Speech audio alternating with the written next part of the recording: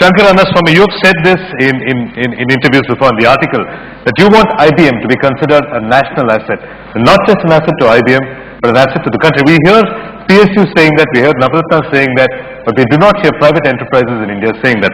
That seems to be a unique piece of positioning. Where did that come from? This came from, this is, like me, there are about 170 countries where country general managers are there. One of the key things IBM drives is to align the strategies of the company to the national agenda. So when I came in here, one of the key things that happened for me to switch from being in healthcare industry to IT was that IT services, IT-enabled services can do great things to transform this country. So as soon as we came, we won the transformation deal that happened in telco industry with Bharti, later on with Vodafone and Idea, transformed the telco industry. Then we said, why don't we do more things which connected to the society? We did with railways in their crew management. And then we said in the media and entertainment industry, with Tata Sky, in a year, they could ramp up 1 million of subscribers. So we said, let's use the innovation labs which are available at my disposal. As a country head, I have innovation labs which work for the global products manufacture and development, whereas I use them for really developing strategies, products and services out of India. So the labs worked with railways, with tsunami prediction, and really we wanted to have IBM viewed as a national asset or a national alignment with national agenda, and that really has worked for us. Right, I'm going to get closing comments from the other panelists. Rajiv, Bajaj, you've talked about physics and psychology, the two aspects of your business, the physics of making a better motorcycle, the physics of making a better device, and the psychology of making me believe I'm buying a better device, right? Which of the two is your driver of innovation? Or is it both? Well, it is both, but I won't take the easy way out and say it's both. Okay. Let me try and explain it like this. It seems that physics is more important. With your background in industrial engineering and processes, you seem to be a physics guy. Well, I thought so for the first 17 years I spent at Bajaj. Okay. But then I found out that it was not the case. Okay. And I focused more on the other side of things for the last 3 years, and it's worked well for us. In one word, I realized that in a fast evolving marketplace, a simple definition for strategy is specialization. The auto industry hasn't really moved forward too much in terms of technology. The change is very incremental. So it's hard to create a very large competitive edge vis-a-vis your competitor based on physics alone. So the way to do it, I think, is to create the perception of specialization. And specialization is best perceived when you are seen to sacrifice. So that's why we stopped making scooters and mopeds and scooterettes and the cheaper bikes and stuff, and just focused, as much as Indigo did on low-cost carriers, we focused on the bigger and sportier motorcycles. And since we always positioned ourselves consistently as just being focused on that position, eventually the consumer granted it to us that if that's all we do, perhaps we do a better job of that. Vinita, Bali, what are the transformation killers or innovation killers in your organization?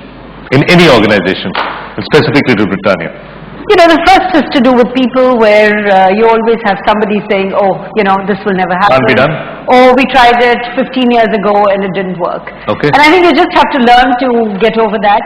And if you have a belief in something, figure out a way of getting it done. Okay. Right. Manish, Sabharwal, leaders who pull off transformations are under pressure to pull them off again and again and again. Right? A lesson that Steve Jobs knew only too well and managed to pull off again and again. Do you ever feel that you're in the hot seat all the time, having to pull off this transformative act and saying this is the next frontier for the company every day of your life? Not really. No? Not really. You don't feel like a magician who needs to pull a rabbit out of a hat every 6 months or every 1 year? No. I don't think so. I think that, because of the nature of the challenge that we confront, I could be 1 million employees if I kept at this for the next, I don't know whether I'll get there, I'll die trying, but if the regulatory cholesterol went away, I could be there. So I don't need to be transformative, the government needs to be. Alright, we have the minister here and we'll get to the minister about transforming government in just a little while. Final question for Shanker and Annaswamy. The risk of failure is exponentially higher. To retain the status quo, risks are low. Embark on a transformative act, risks are higher. What happens? How do you mitigate that risk?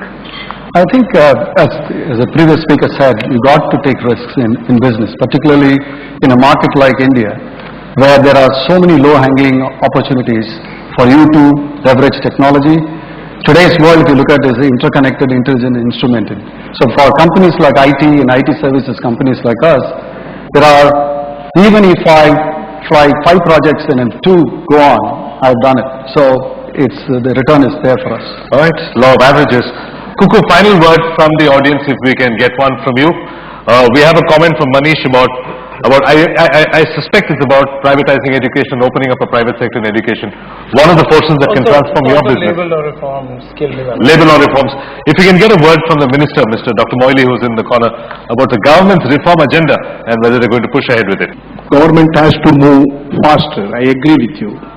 Because ultimately, the reform agenda is not just making incrementary changes.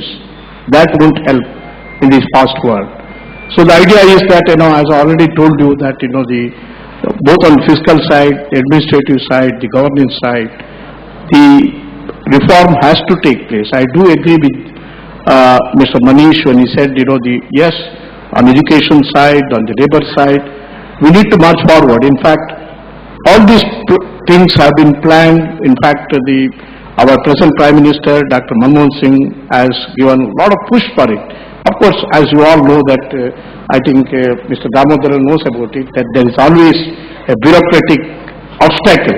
I think once we take on the challenges, the bureaucratic challenges or whatever it may be, it will melt away, they will adapt to it. This is what I found.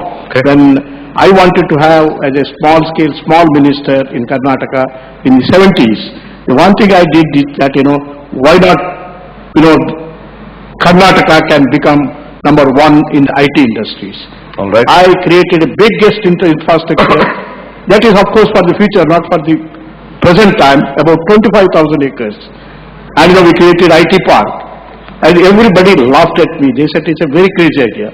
Today, it has stood the test of time. Then Karnataka, you all know, occupy number 1 slot in IT industry all over the world. This is what we need to do it. And I was not given even an IAS officer to head that organization. Okay. I was not given even a 5 on the government treasury to have that big project. But I said, no, I don't want any money of the government. I don't want even an IAS officer. I got one person outside and that we could make it. I think this is the mindset change. We need to do it, and the future belongs to India. That we come to an end of this discussion on transformation. I'd like to thank all my panelists on stage, Vinita, Rajiv, Manish and Shanker, and thank you for all for participating in the audience.